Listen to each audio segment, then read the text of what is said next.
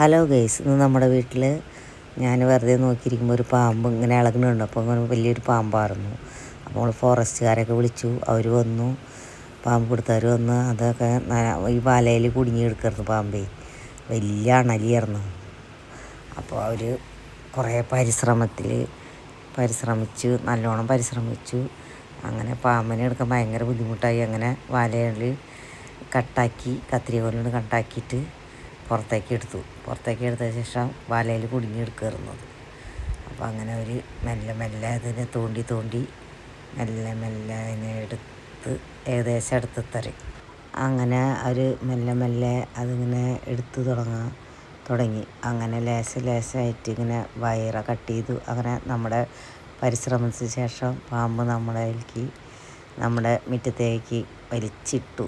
നല്ല നീളമുള്ള പാമ്പ്, നല്ല തടിയുണ്ട്. കാണുമ്പോൾ തോന്നും അങ്ങനെ ചെറുതാണ്. നല്ല തടിയുള്ള പാമ്പാണ്.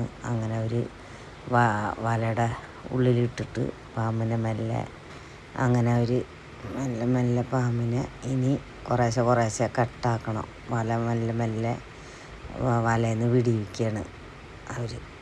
നല്ല ബുദ്ധിമുട്ട് മുട്ടിയിട്ടാണ് പാവം.